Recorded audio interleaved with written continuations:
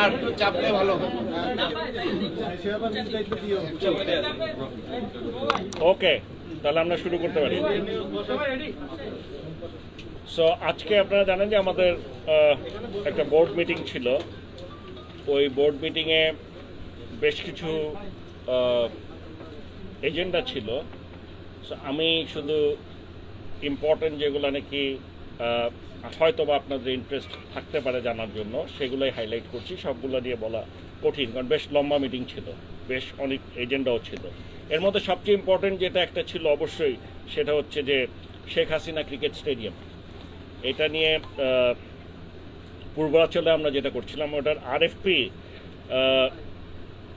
এবং কনসালটেন্ট নিয়োগ করা। এখানে দুইটা ভাগ, আমি একটু আজকে আপনাদেরকে হয়তো আগে বলেছি কিনা জানি না, আবার বলে দিচ্ছি। এখানে দুইটা ভাগ আছে। একটা হচ্ছে স্টেডিয়াম নির্মাণ, ওটা বিশাল ব্যাপার। এখন আমি যদি 20,000-এর করি একরকম হবে, 40,000-এর করলে একরকম হবে, 60,000-এর করলে একরকম হবে। সো এটা পার সিটের উপর নির্ভর করে যে এটা কস্ট কত হবে, ঠিক আছে, ইন্টারন্যাশনাল স্ট্যান্ডার্ড। সো একটা হচ্ছে কনস্ট্রাকশন, ওটাই হচ্ছে 80 to 90% বা 80% খরচ ওটাই। আরেকটা পার্ট আছে consultancy, design and engineering. So আমাদের বোর্ড থেকে যেটা করেছি, আমরা প্রথমে যেটা করেছি, এই যে আমরা কনসালটেন্ট নিয়োগ আলাদা হবে, কনস্ট্রাকশনটা আলাদা হবে। কনস্ট্রাকশন এবং এটাকে আলাদা করার পিছনে কতগুলো কারণ ছিল। কারণগুলো হচ্ছে যে ওয়ার্ল্ডে আমাদের ক্রিকেট স্টেডিয়াম, যদি আমরা খুব নামি দামি ক্রিকেট স্টেডিয়ামগুলো দেখি যেগুলোতে যারা কাজ করেছে, তাদেরকে যদি আমরা দুটোই দেই তাহলে কস্ট অনেক বেড়ে যাবে। আবার যে সমস্ত দেশ আছে অনেক কম হবে কনস্ট্রাকশন, সিভিল ওয়ার্কস, কনস্ট্রাকশন, এগুলোতে অনেক কম দামে ওদের দিয়ে করা যাবে। ওদের আবার ওই নামি দামি কোনো ক্রিকেট স্টেডিয়াম তৈরির কোনো অভিজ্ঞতা নেই। সো দুই ভাগ করা ছাড়া কোনো পথ ছিল না। তো আমরা যেটা করেছি, প্রথমে আমরা একটা প্রাইস ওয়াটার কুপার্সকে নিয়োগ করি, পিডব্লিউসি, যে তোমরা আমাদেরকে, আমরা একটা ইন্টারেস্টের জন্য, এক্সপ্রেশন অফ ইন্টারেস্টের জন্য আহ্বান করি ইন্টারন্যাশনালি। ওখানটায় আমরা 26 জন পার্টিসিপেন্টস অংশগ্রহণ করে যারা নাকি আমাদের এই প্রজেক্টের সাথে কাজ করতে ইচ্ছুক। সবচেয়ে বড় কথা হচ্ছে নামি দামি যে কটা কোম্পানি আমাদের জানা, প্রায় প্রত্যেকেই হ্যাজ অ্যাপ্লাইড, প্রত্যেকেই ইন্টারেস্ট শো করেছে, আমাদের কাছে অ্যাপ্লাই করেছে। সো ভালো ভালো বেশ কিছু কোম্পানি যারা, যেগুলো নাকি নাম করা সবাই চিনে, যারা বড় বড় স্টেডিয়ামগুলো ক্রিকেটে করেছে, লর্ডস বলেন, যতগুলোই আছে, তারা দে হ্যাভ পার্টিসিপেটেড। এটা একটা গুড নিউজ। নাও সেকেন্ড হচ্ছে, এই 26টার থেকে আমাদের আগে একটা শর্ট লিস্ট করতে হবে। আবার আমরা সরকারি, যদিও এটা আমরা করছি, সরকারের যতগুলো নিয়ম আছে কমপ্লায়েন্স, আমরা সবগুলো ফলো করে করতে চাই। কোনো জায়গায় যেন কমপ্লায়েন্স রিলেটেড কোনো সমস্যা না হয়, নিয়ম কানুন সব আমরা ওইভাবে মানতে চাই। তো ওখানে বলা আছে, ওই অনুযায়ী করতে গিয়ে আমরা ঠিক করেছি যে প্রথমে আমরা 5 জনের একটা শর্ট লিস্ট করতে চাই। এই 26 জন থেকে বেস্ট 5 জন কারা, ওই 5 জন এসে বোর্ডে প্রেজেন্টেশন দেবে। টেকনিক্যাল সাইডটা, consultant first part, not construction, যেটার পরিমাণ খুবই, মানে as compare to total project খুবই কম। ওরা এসে ডিজাইন ইঞ্জিনিয়ারিং কীভাবে হবে না হবে ডিটেলস যাদের এক্সপিরিয়েন্সে ওটা করবে। এই শর্ট লিস্টিংটা করবে কে? একটা আমরা ইজিলি করতে পারি, এটা তো আমাদের জন্য খুব সহজ ব্যাপার, কিন্তু আমরা ঠিক করেছি এটা আমরা করতে চাই না।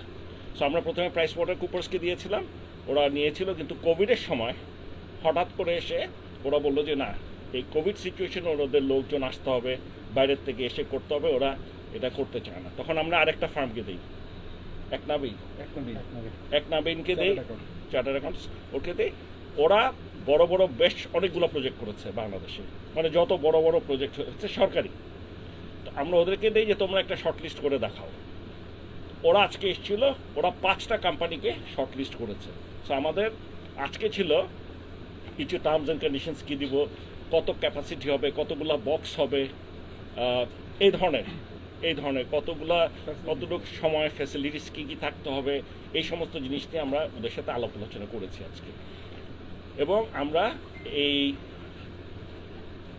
পরবর্তী স্টেপের জন্য এখন অগ্রসর হব, ঠিক আছে। So this is what is the স্টেডিয়ামের ব্যাপারটা হচ্ছে। তার মানে বেসিক্যালি যে জিনিসটা আপনাদেরকে বলতে চাচ্ছি, যে আমরা স্টেডিয়ামের কাজটা ইমিডিয়েটলি শুরু করতে চাচ্ছি। তবে ইটস এ লেন্দি প্রসিডিওর। আমি দেখলাম সরকারি প্রসিডিওর যেহেতু মানতে দিচ্ছি, কোনো জায়গায় একটা মিনিমাম রিকোয়ারমেন্ট আছে, এতদিন সময় দিতে হবে, মাঝখানে এতদিন ব্রেক দিতে হবে। সো সব কিছু মেনে হোয়াট এভার ইট ইজ আমরা এটার মধ্যে ইন্টারফেয়ার করতে চাই। এবং এখানে একটা জিনিস নতুন জানলাম, আমি জানতাম না, যদিও আমি থাকতাম না, যে বোর্ড প্রেসিডেন্ট থাকতে পারবে না, কি ওদের যে মেইন কমিটি ওটাতে বোর্ড প্রেসিডেন্ট থাকতে পারবে না সিলেকশন প্রসেসে। সো এমনিও আমি থাকতাম না, তাও আমি বলে দিচ্ছি। সো এগুলো জানতাম না, সো এগুলো সব জানলাম। আমরা সব কিছু নিয়ম কানুনের মধ্যেই করতে চাই এবং এটা আমাদের এখন টপ প্রায়োরিটির মধ্যে একটা, এটা হলো একটা জিনিস। সো এটাই ছিল আজকে একটা one of the most important agenda. ঠিক আছে, আরেকটা definitely is the standing committees গুলা। আপনারা জানেন যে আমাদের ইলেকশনের পরপর আমাদের ওয়ার্ল্ড কাপ শুরু হয়ে যাওয়ার জন্য আমরা চলে যাই এবং যার জন্য বোর্ড মিটিংটা রাখা সম্ভব হয়নি। এরপর আমি ছিলাম না, এরপরে আমি থাকলো অনেকেই নাই বোর্ড মেম্বার। যেমন আজকেও আপনারা যদি দেখেন, আজকে আমাদের এখানে এনাম নাই, ওর দেশের বাইরে, সুজন নাই, খালেদ মাহমুদ সুজন ওর টিমের সাথে, ও নাই, হ্যাঁ বয় ভাই নাই দেশের বাইরে, সিরাজ ভাই নাই ঢাকায় নাই। সো ইউসি তারপরও দেখলাম যে এইভাবে খালি দেরি হচ্ছে, একবারে তো আর সবাইকে পাওয়া যাবে না। আমরা চাচ্ছিলাম প্রথমে মিটিংটা, যেহেতু সব গুরুত্বপূর্ণ ডিসিশনগুলো এখানেই নেওয়া হয়, স্ট্র্যাটেজিক প্ল্যানসগুলো সবাই থাকুক। তো যাই হোক, আমরা দেখলাম যে আর দেরি করার কোনো উপায় নেই, কারণ এর পিছনে আমার একটা কারণ। আপনারা জানেন যে আমি গত নির্বাচনের আগ মুহূর্তকে বলছিলাম যে আসলে আমার এইবার আসতে চাই নেই, আমি একটাই কারণ, আমি যে পরিমাণ সময় দিতাম নেক্সট 6 মাস আমার পক্ষে দেওয়া সম্ভব না। সো আমার আসলেই আমি কিন্তু সময় দিতে পারছি না এখন, বাট আমি দিব। সো আজকে ওদেরকে আশ্বস্ত করলাম 6 মাসের মধ্যে 4 মাস চলে গেছে, মানে যেটা 4 মাস লাগার কথা ছিল এটা 1.5 মাসে হয়ে গেছে। So I have save some time, ওখানে 2.5 মাস। বাট আমি আবার এই 2-1 দিনের মধ্যে আবার চলে যাচ্ছি। সো আমি থাকবো না বেশ কিছুদিন, হয়তো এটা এখন 1 মাস হতে পারে, 1.5 মাস হতে পারে। সো এই কমিটিগুলো এই জন্য করা দরকার যে আমি যেগুলো আগে যে সমস্ত জিনিসে ডাইরেক্টলি ইনভলভ ছিলাম এখন থাকা সম্ভব হচ্ছে না আমার পক্ষে। সো ওদেরকে বললাম যে নতুন কমিটি করা হচ্ছে, এই কমিটি প্রত্যেকে হ্যাজ টু নিজের কমিটির দায়িত্বটা তাকেই নিতে হবে। সো এখন যেমন ধরেন সব কমিটির কিছু হইলে, কোথাও কিছু হলে আপনারা আমাকে জিজ্ঞেস করেন, তখন দে শুড আনসার, যে এই কমিটির চেয়ারম্যান ভাইস চেয়ারম্যান যারা আছে তারা আপনাদের প্রশ্ন উত্তর দেবে, আরেকজনের কমিটি সম্পর্কে বলতে যাবে না কিছু। সো এটা ওদেরকে আরও এম্পাওয়ারমেন্টও করা হয়েছে, they can take decisions freely. আগেও ছিল, কিন্তু বলতো হয়তো এক জায়গার থেকে, অথবা একজন আরেকজনের মানে তার কমিটির বাইরে কমেন্ট করতো, এগুলো না করেছি, দেখা যাক এখন কী হয়, বলেছি তাকেই বলতে হবে। সো দিস ইজ ওয়ান, সেই জন্য কমিটিটা ঘোষণাটা ছিল ইম্পর্টেন্ট। তো কমিটিটা আমি লাস্টে বলছি। এছাড়া বেশ কিছু ইম্পর্টেন্ট ডিসিশন হয়েছে যে আমাদের স্টেডিয়ামসগুলো, আমাদের যতগুলো স্টেডিয়াম আছে, বেশ কিছু স্টেডিয়ামে কিছু সমস্যা আছে। ফর এক্সাম্পল, মিরপুর স্টেডিয়ামে আপনারা জানেন এখানে চেয়ারগুলো ভাঙা, চিটাগংয়ে বেশ কিছু চেয়ার নষ্ট হয়ে গেছে। তো আসলে এটা আমাদের কিছুই করার নাই, কারণ এই কতগুলো জিনিস আছে যেগুলোতে আমরা কখনো কিছু করি নাই বা করার কথাও না। কিছু কিছু জিনিস আছে যে নাকি এনএসসি নিজে করে। একটা হচ্ছে চেয়ার, এই সিটিং অ্যারেঞ্জমেন্টস যেগুলো আছে, জায়ান্ট স্ক্রিন এবং ফ্লাড লাইটস, এগুলো সবসময় ওরা করে। বাকি যা আছে এগুলো সব আমরা নিজেরাই করে নিই। তো এই কয়টা জিনিস এর আগে কখনো করিনি, এবং চেয়ারগুলো ভেঙে গেছে এটা নিয়ে বেশ কিছুদিন ধরে আমরা এনএসসির সাথে কথা বলছি। মানে আমি বলছি এটা কোভিডের আগের থেকেই, বাট সমস্যা হচ্ছে যে একে তো কোভিড সিচুয়েশন, দ্বিতীয় হচ্ছে যে আসলে সরকারি প্রক্রিয়াটাই একটু লেন্দি, এটা কিছু করার নাই, মানে আমরা শর্টকাট করার কোনো উপায় নেই। প্লাস এখানে ফান্ডের একটা ব্যাপার আছে বেশ বড়। তো যখন নাকি এটা কোভিডের মধ্যে সব কিছু আটকে গেল, যা যা ওনারা করবে বলছিলেন, তখন আমরা দেখলাম যে এমার্জেন্সি যখন আমরা খেলা শুরু করতে যাচ্ছি, তখন আমরা চিন্তা করলাম যে এইভাবে তো বসে থাকলে আসলে আমরা হবে না, এটা মানে কবে হবে আমরা জানি না। সো এমার্জেন্সি বেসিসে আমরা একটু ট্রাই করে দেখি না আমরা নিজেরাই করতে পারি কিনা। তখন মিরপুর স্টেডিয়ামের আমরা ওদেরকে একটা প্রপোজাল দিলাম যে এই চেয়ারগুলো আমরা একটু নিজেরাই করতে চাই, চেঞ্জ করতে চাই, তোমাদের যদি কোনো আপত্তি না থাকে। ওনারা বলেছে ওনাদের কোনো আপত্তি নেই। তখন আমরা টেস্ট কেস বেসিসে এই চেয়ারগুলো চেঞ্জ করলাম। এখানে এটার পিছনে যে জিনিসটা ছিল যে চেয়ারগুলো কেমন দেখার জন্য, দেখলাম যে না বেশ এখন পর্যন্ত ভালো আছে, ডিসকালারেশনও হয় না। পার্থক্যটা হচ্ছিল ওনারা আগে যেটা কিনেছিল 2011-তে, এটার প্রায় 1/3 কস্টে আমরা এইগুলো কিনতে পেরেছি, লোকালি সোর্স করছি, ইম্পোর্ট করেছিল। তারপরে আরেকটা সুবিধা হচ্ছে এদের সাথে যে কন্ট্রাক্টটা করেছি 2 বছর পর পর ওরা নষ্ট হয়ে গেলে ওরা ঠিক করে দিবে 50% কস্ট, নতুন চেয়ার লাগাবে 50% কস্ট, তার মানে কোনো পয়সাই লাগছে না বলতে গেলে, মানে এত কম। সো আমি মনে করেছি এটা করে দেখেছি এবং আমাদের যেহেতু পছন্দ হয়েছে আমরা সিদ্ধান্ত নিয়েছি যে অন্যান্য জায়গায় চিটাগং সিলেটে যে চেয়ারগুলোর সমস্যা আছে এইগুলো ইমিডিয়েটলি আমরা রিপ্লেস করে দেবো। আমরা এই স্টেডিয়ামের চেয়ারগুলোকে রিপ্লেস করে দেবো। সো দিস ইজ আমরা একটা এক্সাম্পল বললাম। এছাড়াও বেশ কিছু স্টেডিয়ামে কাজ বাকি আছে, ওই কাজগুলা আমরা আজকে অ্যাপ্রুভাল দিয়ে দিলাম। 20টা স্টেডিয়াম ডিস্ট্রিক্ট লেভেলে, গ্রাউন্ড, হ্যাঁ গ্রাউন্ডে বেশ কিছু কাজ আছে, ইনক্লুডিং ইকুইপমেন্টস, একাডেমি, যার যেখানে যে কাজ আছে এই সবগুলো আমরা আজকে অ্যাপ্রুভাল দিয়ে দিয়েছি। Will start working on those. So একটা হচ্ছে বেসিক্যালি ফ্যাসিলিটি ডেভেলপমেন্ট, এক্সিস্টিং যে ফ্যাসিলিটি আছে ওই ফ্যাসিলিটিগুলোকে ডেভেলপ করা। ক্লিয়ার? নেক্সট, নতুন ফ্যাসিলিটি দরকার। আপনারা জানেন যে ঢাকা শহরে আমাদের খেলার কোনো মাঠ নেই, এই কথাটা বারবার বলে আসছি। এবং আজকের মিটিংয়ে আমরা একেবারে সিরিয়াসলি ঠিক করেছি ইমিডিয়েটলি ঢাকার যত কাছে পাওয়া যায় আমরা জায়গা কিনে নিচ্ছি, আর একদম ওয়েট করতে চাই না, কারণ যত দিন যাচ্ছে দাম আরও বাড়ছেই। আর আমরা এর কোনো উন্নতি হওয়ারও জায়গা পাবো, কোনো মাঠ আবার আসবে কি আসবে না কোনো লক্ষণ দেখা যাচ্ছে না। সো যেহেতু আমাদের কোনো খেলারই কোনো জায়গা নেই, ইভেন আমাদের প্রিমিয়ার লিগ বলেন, first division, second division, third division, মেয়েদের খেলা কিছুই খেলাতে পারছি না এখানটায়, প্লাস সব টুর্নামেন্ট আর সব এই মাঠের উপরে প্রেশার পড়ে এবং এখানে ইন্টারন্যাশনাল সব ম্যাচগুলো খেলাতে হয়, কাজে এইটা কন্ট্রোল করা অসম্ভব ব্যাপার। So what we have decided, আমরা এখন কিনবো শুধু ঢাকা শহরে না, আমরা আজকে যেটা বলেছি আমরা ডিভিশন ওয়াইজ, ডিস্ট্রিক্ট ওয়াইজ যেখানেই হোক আমরা যদি জায়গা পাই ওদেরকে জমা দিতে বলেছি। ওরা দিলে আমরা বেশ কিছু জায়গা কিনে কিছু অ্যাডিশনাল ক্রিকেট, স্পেসিফিক্যালি ক্রিকেট মাঠ আমরা তৈরি করব, যাতে করে আমাদের কোনো লিগ টুর্নামেন্ট চালাতে কোথাও কোনো সমস্যা না হয়। So this is one. So all infrastructure বা ফেসিলিটিস, ঠিক আছে? ওটা অনেক ডিটেলস, বাট আমি আপনাদেরকে খালি জিনিসটা বলছি। ফার্স্ট ক্লাস ক্রিকেটারদের একটা কন্ট্রাক্ট 89 প্লেয়ার্সদের, ওটা আজকে অ্যাপ্রুভাল দেওয়া হলো নেক্সট ইয়ারের জন্য। উইমেন্স টিম, এখন এই উইমেন্স টিমে আমরা গত বছর একটা ভালো, মানে ডেফিনেটলি কম্পেয়ার যদি করেন আপনি ছেলেদের চেয়ে এর সাথে কম্পেয়ার করলে অনেক কম, কিন্তু ওদের স্যালারিটা আমরা গত বছর ভালোই ইনক্রিজ করেছিলাম। খুব ভালো না, মানে আমি বলছি যে একটা সাধারণত যা করে থাকি তার চেয়ে বেশি। এবার আমরা তার চেয়ে অনেক ভালো করার জন্য আজকে আমরা একটা অ্যাপ্রুভাল দিলাম, বিশেষ করে যারা নাকি ভালো খেলে। সো ভালো প্লেয়ারদের স্যালারি একটা ভালো রেইজ, মানে ইউজুয়ালি আমরা 10 থেকে 15% করি, আমার জানা মতে 33%ও ইনক্রিজ করা হচ্ছে। সো আমরা মেয়েদের স্যালারিটাকে রিভাইজ করছি, বিশেষ করে যারা ভালো করে এ ক্যাটাগরি, বি ক্যাটাগরি, এগুলোতেই আমরা বেশি জোর দিয়েছি। সো দিস ওয়ার দিয়ে, এর বাইরে শুধু একটাই ছিল যেটা আপনারা হয়তো অলরেডি অনেকেই জানেন, জেমি সিডেন্সকে আমরা ব্যাটিং কনসালটেন্ট হিসাবে বিসিবি নিয়োগ দিচ্ছে। কোথায় করবে, কি করবে সেটা এখনও ফাইনাল করা হয়নি, এবং আমরা আশা করছি ফেব্রুয়ারিতেই হয়তোবা সব কিছু ঠিক থাকলে সে আমাদের এখানে ব্যাটিং কনসালটেন্ট হিসেবে জয়েন করবে। ঠিক আছে? All finished. এখন হচ্ছে committee.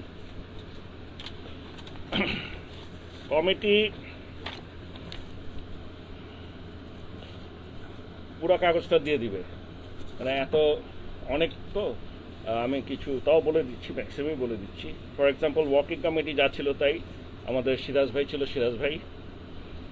Media and communications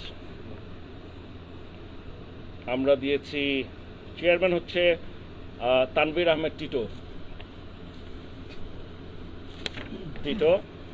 R vice chairman হচ্ছে জালাল ভাই থাকছে, কারণ একটা আগে ছিল এতদিন উনি কাজে ন্যাচারালি বেশ কিছু চেঞ্জ হয়েছে, সেই জন্য আমি বলছি যে সো আমরা এখন এটা করেছি। গেম ডেভেলপমেন্ট সুজন ছিল, সুজনই থাকছে চেয়ারম্যান, সাথে ফাহিম সিনহা। হাই পারফরমেন্স দুর্জয়, নাইমুর রহমান দুর্জয় চেয়ারম্যান, এবং তার সাথে খালেদ মাহমুদ সুজন, তাই তো? না sorry, Akram Khan, vice chairman Akram Khan. Tournament কমিটিতে একটা নতুন চেঞ্জ এসছে, সেখানে আহমেদ সাজ্জাদুল ববি টুর্নামেন্ট কমিটিতে আছে, তার সাথে কাজ করবে খালেদ মাহমুদ সুজন। গ্রাউন্ডসে মাহবুব ভাই ছিল, মাহবুব ভাই আছে। অ্যান্ড ফ্যাসিলিটিস ম্যানেজমেন্ট, এই যে এত ডেভেলপমেন্ট করা হবে নেশন ওয়াইড, জায়গা কেনা হবে, ইমপ্রুভমেন্ট করা হবে, এটার চেয়ারম্যানের দায়িত্ব দেওয়া হয়েছে আকরাম খান। এর সাথে সাথে আরেকটা দায়িত্ব সে অ্যাডিশনাল তাকে দেওয়া হয়েছে, সেটা হচ্ছে আমরা এই জিনিসটা আগেরবার চালু করেছিলাম কিন্তু এটা নিয়ে আসলে কোনো কাজ হয়নি, আমরা এটা সিরিয়াসলি করতে চাই, পারবো কিনা জানি না। ওকে দায়িত্ব দেওয়া হচ্ছে ফিজিক্যালি চ্যালেঞ্জড ক্রিকেটের স্ট্রাকচারটা সারা দেশে আমরা এবার এটাকে একটু গুরুত্ব দিতে চাই, তো এটারও চেয়ারম্যান ছিল। এটা যদিও আমাদের কমিটিতে নাই, পরে ইনক্লুডেড হবে। এর বাইরে বাংলা টাইগার্স নিয়ে আপনারা শুনেছেন যে আমরা যারা ন্যাশনাল টিমে নাই, এইচপিতেও নাই, মাঝখানে যারা থাকে তাদের নিয়ে কাজ করা, এইটা নিয়ে আমরা এটা কাজী এনাম আহমেদ, এনামকে দেওয়া হয়েছে চেয়ারম্যান এটার এই কমিটির। এইচ গ্রুপ টুর্নামেন্ট যেটা ছিল ওটা এখন মানে স্কুল ক্রিকেট যেটা দিয়ে শুরু হয়, এটা হচ্ছে Obaid Nizam.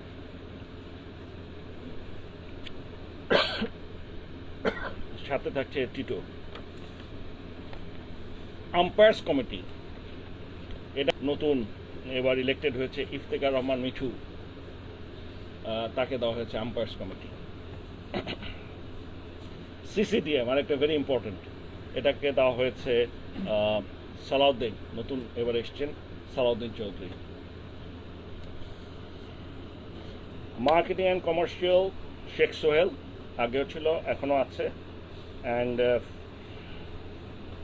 BPL governing council, so লাস্টের হলো শুধু আপনার ক্রিকেট অপারেশন। বুঝতেই পারছেন একটা নামই এখনো শুনেন নাই, কাজে আমরা এটা জালাল ইউনুস, উনি জালাল ভাই, ওনাকে আমরা ক্রিকেট অপারেশনসের দায়িত্ব দিয়েছি, ওনার সাথে ভাইস চেয়ারম্যান হিসেবে কাজ করবেন খালেদ মাহমুদ সুজন। ঠিক আছে, এটাই হলো আজকের মিটিংয়ের সিদ্ধান্ত। Thank you. আমরা একটু কোশ্চেন আছে? পাবন ভাই, একটু আগে আপনি বলছিলেন মানে যে অনেক ক্ষেত্রে আপনাকে জবাবদিহিতার মধ্যে পড়তে হয়, অনেকেই তার নিজের কমিটি নিয়ে কথা বলে না। মজার ব্যাপার কি, অনেককে আমরা হচ্ছে তাদের নিজেদের কমিটি নিয়ে কথা বলার জন্য পাই না। এর আগে আম্পায়ার্স কমিটিতে দায়িত্বে যিনি ছিলেন, সিসিডিএম এ দায়িত্বে যিনি ছিলেন, লজিস্টিক্স না টুর্নামেন্ট কমিটিতে দায়িত্বে যিনি ছিলেন, কিংবা আপনার ফ্যাসিলিটিস কমিটিতে বিভিন্ন সময় দায়িত্বে যারা ছিলেন, এদেরকে আমরা কখনোই পাই না কথা বলার জন্য। তো এই অ্যাকাউন্টেবিলিটি টু দ্য মিডিয়া বা আমাদের যে কাছে যে তাদের জিজ্ঞাসা, সেই জিনিসটা আমরা ইনশিওর করবো কি করে? এটাই এর আগে তো কখনো এভাবে ওদেরকে বলা হয় নাই। এটা যেহেতু আজকে প্রথম সবাইকে নিয়ে মিটিং করলাম, কমিটিও দেওয়া হলো, এটা প্রথমেই বলে দেওয়া হয়েছে যে যার যার কমিটি সে শুধু কথা বলবে, অন্য কেউ বলবে না। এটা একটা ওরা একটা ধরে নিয়েছিল, যেহেতু আপনারা খালি আমাকে পেলে আমাকেই জিজ্ঞেস করেন সব প্রশ্ন, হয়তো আমি বলে দেবো, ওরা এই মানে মনে করেছে এটা বলার দরকার নেই। কিন্তু আজকে আমি এটা ক্ল্যারিফাই করে দিয়েছি, যার যারটা সেই বলবে। যদি কখনো প্রয়োজন হয় বা ওরকম কোনো সিচুয়েশন হয় আমার কাছে বলতে পারে, তখন আমার যদি মনে হয় আমি বলবো, কিন্তু দায়িত্ব তাদেরই, তাদেরকেই ফেস করতে হবে, তাদেরকেই বলতে হবে। আমার মনে হয় এখন ইমপ্রুভ হবে, আগের মতো হবে না। নিউজিল্যান্ড সিরিজের এক সপ্তাহ বাকি আছে, এখন আমরা একটু জানি না যে আমরা খেলা কিভাবে দেখবো, তো এটার কোনো আপডেট আছে কি? হবে আমি তো সবসময় জানি দেখবো, বাট সেদিন শুনলাম, পরে সাথে সাথে আমাকে রিকনফার্ম করলো যে খেলা দেখাবে। দেখাবে না? হ্যাঁ, এই তো জিটিভি দেখাবে, টেলিভিশন এটা কি জিটিভি দেখাবে, এটুক জানি আমি। সো আমি কোন কোন জানার দরকার নেই, আমার একটা দেখালেই হবে, বাট অন্যটাও দেখাতে পারে, আমি জানি না, এটা ওদের ব্যাপার। জেমি সিডেন্সের সাথে কন্ট্রাক্টটা কত দিনের বা কিভাবে ওর ইন্টারেস্টটা কিরকম, ও কি লেভেলে কাজ করতে চাই, এগুলো কি কোনো কিছু ইয়ে করছে? এটা আমরা ঠিক করবো। আমরা যদি বলি এইচপি, আমরা যদি বলি আন্ডার 19, আমরা যদি বলি ন্যাশনাল টিম, আমরা যদি বলি বাংলা টাইগার্স, বা আমরা যদি 15-16টা ছেলে বেছে নিয়ে তার কাছে দেই, যখন নাকি সমস্যাটা কি হচ্ছে বলি, এই সমস্যাটা অনেক পুরান। এই যে আমরা খেলাগুলো শুরু করলাম, খেলা শুরু করার পরে এই যে টিমের সাথে আছে, টিমের সাথে যখন কোনো একটা সিরিজে থাকে তখন কিন্তু আসলে কোনো কোচিংয়ের কোনো সুযোগ থাকে না, coaching in a proper manner. যারা নাকি ওখানে চলে গেছে, এখন যারা বাংলাদেশে রয়ে গেছে, ওদের কোচ করার কোনো লোক নেই। এই যে একটা বিরাট গ্যাপ, আমরা এই গ্যাপটাকে দূর করতে চাচ্ছি। সো আমরা ব্যাটিং বলেন, বোলিং বলেন, এই সব কিছু আমরা লোকাল এবং বিদেশ থেকে নিয়ে স্পেশালিস্ট নিয়ে এসে কন্টিনিউয়াস যাতে ইমপ্রুভমেন্ট এবং আপগ্রেডেশনের ব্যবস্থা থাকে সেই চেষ্টা করছি। দেখা যাক, মনে হয় ওটা এখন আমরা ওটা ফাইনাল করিনি, বাট এটা খুব শীঘ্রই জানতে পারবেন আপনারা। আর্টিফিশিয়াল শেখ হাসিনা স্টেডিয়াম যেটা আপনারা চিন্তা করছেন, সেটা নোটেবল ফ্যাসিলিটিস কি কি থাকছে, আর আপনাদের এক্সপেক্টেড কমপ্লিশন টাইমটা আসলে কেমন? এটা তো আসলে ওরা আসছে প্রপোজাল দেওয়ার আগে বলাটা আমাদের জন্য কঠিন। আজকে যেটা শুনলাম 3 বছর লাগবে সব মিলিয়ে। ক্যাপাসিটি কি ঠিক হয়েছে? কত ক্যাপাসিটি থাকে? 50,000-এর কম তো নাই, পরে আরো এক্সপ্যান্ডও করা যায়, ওই সুযোগও রাখবো, বাট আমাদের ধারণা হলো মিনিমাম 50,000 ক্যাপাসিটি। বিভিন্ন মাঠ বানাচ্ছেন, নতুন স্টেডিয়ামগুলো মেরামত করছেন, কিন্তু বাংলাদেশের একটা গুরুত্বপূর্ণ জেলা এবং গুরুত্বপূর্ণ ফ্যাক্টর হলো পর্যটনের জন্য যেটা কক্সবাজার স্টেডিয়াম রয়েছে, শেখ কামাল স্টেডিয়াম দীর্ঘদিন অনেক অবহেলাই করে আছে।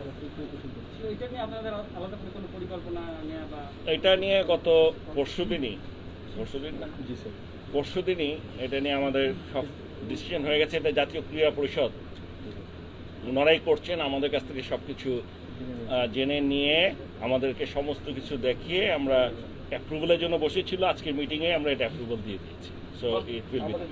আপনি যে এই যে জেমি সিডেন্সের ব্যাপারে একটা দাবি ছিল ক্রিকেটারদের, সিনিয়র ক্রিকেটাররা চাচ্ছিলেন এই ব্যাপারটা, তারাও বলেছেন, আপনিও বিভিন্ন সময় আমাদের সাথে শেয়ার করেছেন যে জেমি সিডেন্সকে যেন আমাদের ব্যাটিং পরামর্শক হিসেবে নিয়োগ দেওয়ার একটা প্রক্রিয়া শুরু করা হয়, সেটা আপনারা শুনেছেন। তার মানে হচ্ছে ন্যাশনাল টিম কেন্দ্রিক বা আমাদের যারা পাইপলাইনে আছে তাদেরকে তৈরি করার একটা আপনাদের পরিকল্পনা আছে।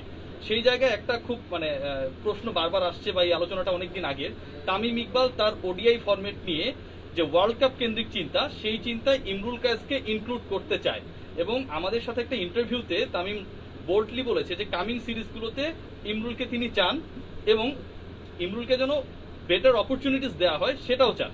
তো এই জিনিসটা তামিম এর আগেও শেয়ার করেছিলেন হয়তো, কিন্তু ইমরুল ইনক্লুডেড ছিলেন না ওডিআই সিরিজগুলোতে। আপনি কোনো উদ্যোগ নেবেন কিনা পাপন ভাই, যেহেতু আপনি দিন শেষে ইন্টারফেয়ার করেন এবং সেই জিনিসটার একটা প্রভাব থাকে? আমি এটার একটা সিম্পল উত্তর দিচ্ছি। এতদিন ধরে যে খেলছে উইদাউট ইমরুল, কোনোদিন এই কথা বলে, ঠিক আছে? এই ওয়ার্ল্ড কাপে থেকে পারফরমেন্স, এই সিরিজটা খারাপ হওয়ার পরেই তো শুনছি এসব, কিন্তু এখানে ওডিআই ছিল না, এর আগে কখনো বলেনি। এখন অনেকে অনেক কথা বলছে। ওডিআই ক্যাপ্টেন চাই, আমি বলছি ওডিআই ক্যাপ্টেন চাইলেই তো হবে না, পারফরমেন্স করতে হবে তো। আমি আপনাকে আরো অনেক নাম বলতে পারি, যাদের কথা আমি নাম বলতে চাই না, কারণ ওরা বেশ পপুলারই ছিল, ওদের কথাও বলছে অনেকে, ওকে না আনেন না কেন, ওকে আনেন না কেন, ওকে দেন, কিন্তু এটা তো আমরা বলতে পারবো না।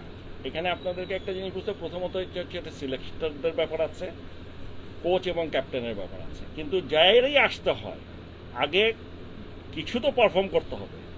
যদি কেউ পারফর্ম করে অটোমেটিকলি আসার কথা, এটা নিয়ে বলার কিছু নাই। আর যদি পারফর্ম না করে, যতই বলুক কোনো লাভ হবে বলে আমার মনে হয় না। সো আমি যেটা বলেছি, আমি নিজে personally have talk with Imrul, আপনারা খোঁজ নিয়ে দেখতে পারেন যে কী হচ্ছে। তুমি ফর এক্সাম্পল ও কোথায় খেলবে, ও তো নাকি ডোমেস্টিকে 4 নম্বরে ব্যাট করে, ও তো এখন ওপেন করে না, তাহলে তামিম কি 4 নম্বরে মুশফিকের জায়গায় তাকে খেলাবে? তামিমই নাকি তাকে বলেছে যে ওপেনিং না, তুমি অন্য পজিশনে প্র্যাকটিস করো। তার মানে মুশফিককে সরাবে, এরকম কোনো কথা আমি জানি না। এগুলো this are all critical issues and decisions, আমি এখানে আলাপ করতে চাই না। সো তার যদি ইচ্ছা হয় সে তার প্ল্যান দিতে পারে, কোচকে দিতে পারে, আমাদেরকে বলতে পারে, সিলেক্টরকে বলতে পারে, অপারেশনসকে বলতে পারে, বাট মিডিয়া এইসব বলে কোনো লাভ নেই। ডিস্ট্রিক্ট এবং ডিভিশন লেভেলে যে কটা গ্রাউন্ড কেনার কথা আপনি বলছিলেন সেটা আনুমানিক কয়টা? প্রথম আসলে সব জায়গায় জায়গা পাওয়া যাবে এটা নিয়ে আমাদের কোনো চিন্তা নাই। ঢাকার আশেপাশে পাচ্ছি না, মানে যেটাই পাই একটু বেশ দূরে। এখন ওখানে দূরেই যদি যাইতে তো বিকেএসপি তো আছে, কারণ বিকেএসপি যাওয়া আসাই তো আর 5 ঘন্টা, এটাই তো সবাই অতিষ্ঠ, মানে এখানে যেতে চায় না। সো আমরা আরও কাছে পাই কিনা দেখছি, অন্যান্য জায়গায় পাই। আমি যেটা বলেছি, আমরা প্রায় 10টা এক্সক্লুসিভ বিসিবি ওন্ড কন্ট্রোলড মাঠ চাই, নেশন ওয়াইড ফ্যাসিলিটিস চাই, ইনক্লুডিং একাডেমি। এটা আমরা করতে চাই। এখন একবারে তো আর 10টাই হবে না, টপ প্রায়োরিটিতে আমি চাচ্ছি আগে ঢাকা, যদি পাওয়া যায় এটা দেখবে। অন্যান্য জায়গায় কার কি জায়গা আছে জেনে আমাদেরকে জমা দিবে, দিলে আমরা এটা কিনবো। Thank you. নির্বাচক প্যানেল নিয়ে কোনো সিদ্ধান্ত হয়েছে কিনা, রিভিউ বা না, এই সিদ্ধান্তটার জন্য সবাই ওয়েট করছে, মানে এটা আপনি কিছু ভেবেছেন সিলেকশন প্যানেল নিয়ে? এগুলো তো আমি বলেছি জানুয়ারি, এখনো জানুয়ারি আসি নাই তো। জানুয়ারি তো আসে, আমি তো আগেই বলে দিয়েছি যা কিছু হবে সব জানুয়ারি। এখন জানুয়ারিতে একটু দেরি হতে পারে, আমি নাও থাকতে পারি তো। না পাউন ভাই, আপনি যদি 1 মাসের জন্য না থাকেন, পাউন ভাই আপনি যদি 1 মাসের জন্য না থাকেন, সেক্ষেত্রে সিলেকশন প্যানেলের সিদ্ধান্তটা কি হবে? মানে আপনার প্রেজেন্সটা তো ইম্পর্টেন্ট। শুনেন, এর মধ্যে আছে শুধু একটা সিরিজ, ঠিক আছে? তারপরে হ্যাঁ, এখন তো বিপিএল না, জানুয়ারিতে আমি নাও থাকতে পারি, চান্সেস আর দেয়। বাট আমার তখন আমি শেষের দিকে চলে আসবো, একদম শেষ করার আগে হয়তো ফেব্রুয়ারি মিডিয়াতে, কাজে এর মধ্যে হয়ে যাবে, মানে ওরকম কিছু নাই। We will do it, don't worry. মানে সিলেকশন প্যানেলে একটা চেঞ্জের ব্যাপার চেঞ্জ হবে কিনা জানি না, সিলেকশন, কোচিং স্টাফ, এই সিদ্ধান্তগুলো আপনাদেরকে তখন দিয়ে দেবো। এখন একটা সিরিজ চলাকালীন সময় আমরা কোনো কথাই বলতে রাজি না, ঠিক আছে?